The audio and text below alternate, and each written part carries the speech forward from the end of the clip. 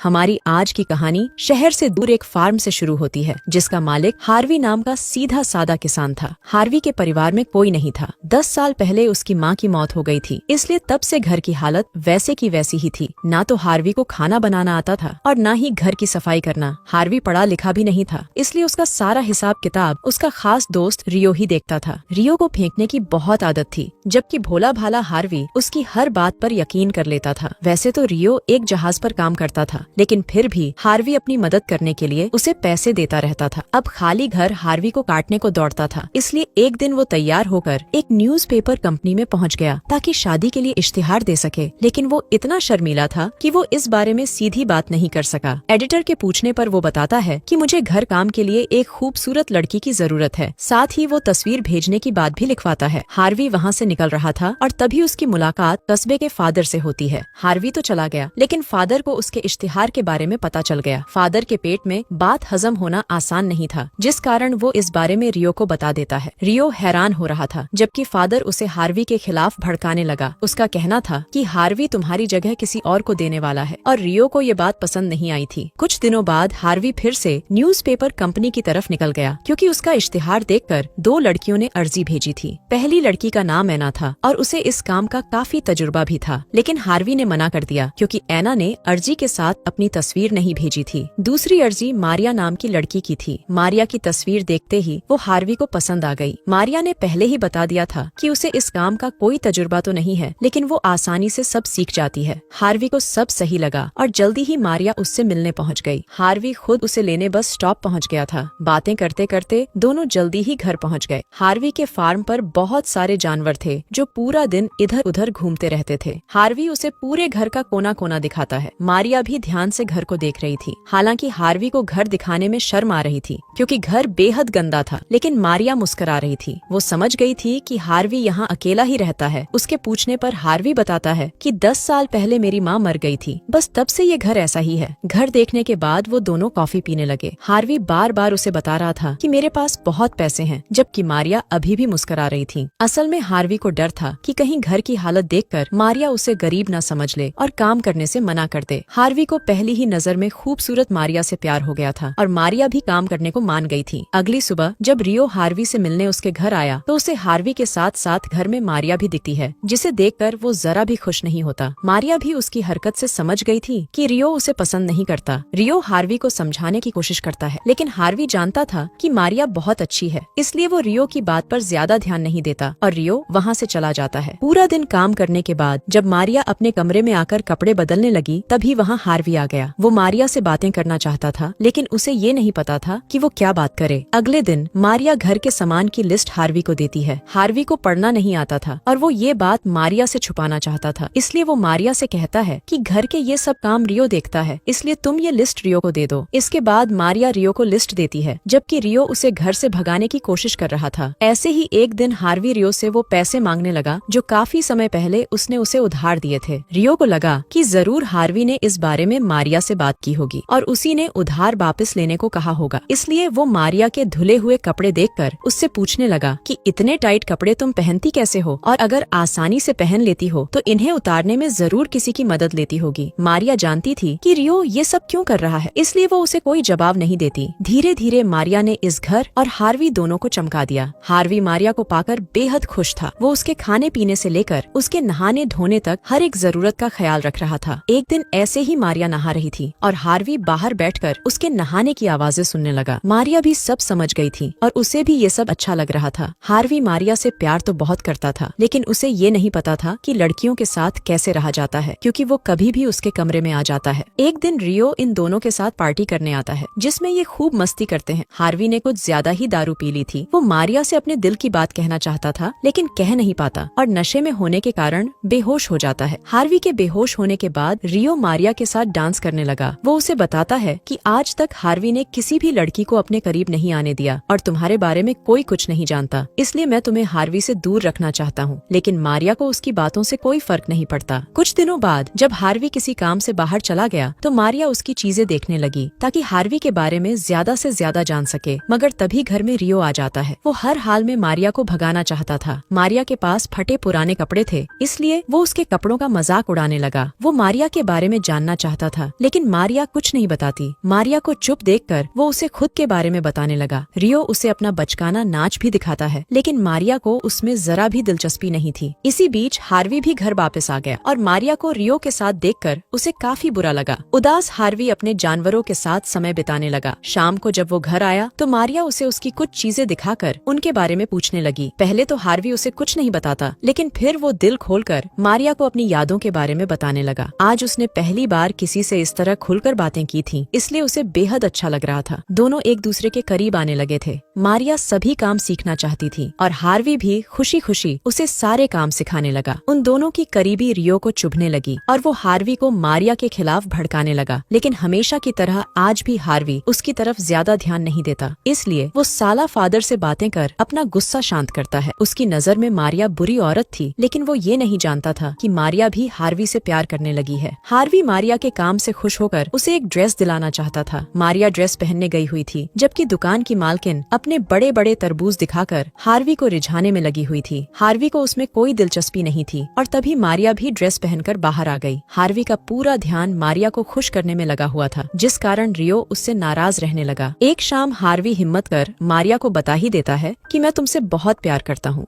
और मारिया ने भी अपने दिल की बात बता दी। वो उसे किस करना चाहती थी, लेकिन हार्वी शर्मा गया। आज तो वो खुद को मारिया से दूर रखता है, लेकिन ज्यादा दिनों तक ऐसा नहीं कर पाता। मारिया सब समझती थी, इसलिए वो बार बार उसे रिझाने की कोशिश करने लगी। और एक दिन मारिया का खूबसूरत बदन देखकर हार्वी खुद को रोक नहीं पाया। मारिया जानती थी कि ये हार्वी का पहली बार है, इसलिए वो पहले अपने कपड़े उतारती है और फिर हार्वी का हाथ अपने बदन पर रखती है, जिसके बाद हार्वी मारिया पर टूट ही पड़ता है। मारिया की गुफा में धमाके कर हार्वी खुश तो था ही, लेकिन उसे थोड़ी सी शर्म भी आ रही थी। अब तो ये दोनों पूरा दिन एक दूसरे का पानी निकालते रहते थे। हार्वी को यहाँ भी मौका मिलता, वो वहीं पर मारिया के साथ शुरू हो जाता। ऐसे ही एक दिन वो दोनों तबेले में अपनी घोड़ा गाड़ी चला रहे थे और तभी रियो आ जाता है। उसे भी पता चल जाता है कि रियो मारिया के साथ क्या कर रहा था। उनको साथ देखकर रियो बेहद गुस्सा करता है। वो हार्वी से कहने लगा कि मारिया सिर्फ तुम्हारे पैसे से प्यार करती है, क्योंकि तुम जैसे कम अक्ल से कोई भी प्यार नहीं कर सकता। इसके साथ ही वो साला मारिया के बारे में काफी बुरा भला भी कहता है, जिसे सुनकर हार्वी को एहसास हो गया कि रियो उसके बारे में क्या सोचता है। वो उससे कहता है कि अगर तुम मेरे सच्चे दोस्त होते तो तुम मेरी खुशी में खुश होते, न कि इस तरह मुझसे झगड़ा करते। रियो के जाने के बाद हार्वी मारिया को अपनी माँ की रिंग देकर शादी की बात करता है। मारिया हार्वी से शादी तो करना चाहती थी, लेकिन वो खुश नहीं लग रही थी। शायद कोई बात थी जिसने उसे परेशान कर रखा था और हार्वी इस बारे में कुछ नहीं जानता था। इसके अगले ही दिन मारिया रियो से मिलती है। वो चाहती थी कि रियो हार्वी का उधार चुका दे, लेकिन रियो का ऐसा कोई इरादा नहीं था। वो गुस्से में आकर उसे धंधे वाली कहता है, जो हार्वी का फायदा उठाना चाहती है। ये सुनकर मारिया को भी गुस्सा आ गया और वो रियो की अच्छी खासी धुलाई कर वहाँ से जाने लगती है। और रियो भी उसे बुरा भला बोलते हुए कह देता है कि मैं भी तुम्हारे बारे में सब जानकर रहूंगा। उस दिन से रियो ने मारिया की जिंदगी में दखल देना शुरू कर दिया। उसे पता चल गया था कि मारिया शादीशुदा है। रियो की बात ने मारिया को डरा दिया था, क्योंकि अब वो ये बात कभी भी हार्वी को बता सकता था। हार्वी को किसी काम से शहर जाना था और उसके जाते ही मारिया घर छोड़कर चली जाती है। जब हार्वी वापस आया तो उसे मारिया की जगह उसका लिखा खत मिलता है। कुछ देर बाद जब रियो हार्वी से मिलने आया तो हार्वी उसे खत पढ़ने को कहता है। खत में मारिया ने अपनी शादी के बारे में लिखा था, जिसे वो खत्म करने जा रही थी, क्योंकि वो उस शादी से खुश नहीं थी। मारिया ने ये भी लिखा था कि वो हार्वी से बहुत प्यार करती है, इसलिए वो जल्दी ही उसके पास लौट आएगी। लेकिन घटिया रियो हार्वी से झूठ कहता है कि मारिया उसके पैसे चुराकर भाग गई है और वो कभी वापस नहीं आएगी। रियो खत फाड़ने लगता है, लेकिन तभी हार्वी ने उससे खत छीन लिया। जैसे ही रियो वहाँ से जाने लगा, तभी हार्वी उससे कहता है कि भले ही मैं पढ़ लिख नहीं सकता, पर मैं बेवकूफ नहीं हूँ, इसलिए मैं तुम्हारी किसी भी बात पर यकीन नहीं करने वाला। हार्वी का दिल तो कर रहा था कि वो रियो को गोलियों से भून डाले, लेकिन वो ऐसा करना नहीं चाहता था। हार्वी को अपने प्यार पर पूरा यकीन था। उसे पूरी उम्मीद थी कि एक दिन मारिया उसके पास जरूर लौट कर आएगी और उसे सारा सच भी बताएगी। हार्वी के लिए मारिया का इंतजार करना आसान नहीं था, लेकिन फिर भी उसने हिम्मत नहीं हारी और आखिर में एक दिन मारिया उसके पास लौट के आई। हार्वी ने उसके आते ही उसे खत पढ़ने को कहा, जिससे मारिया समझ गई कि हार्वी पढ़ा लिखा नहीं है। जब मारिया ने उसे पूरा खत पढ़कर सुनाया तो हार्वी ने उसे फिर से अपना लिया और इसी के साथ इस कहानी का यही अंत हो जाता है।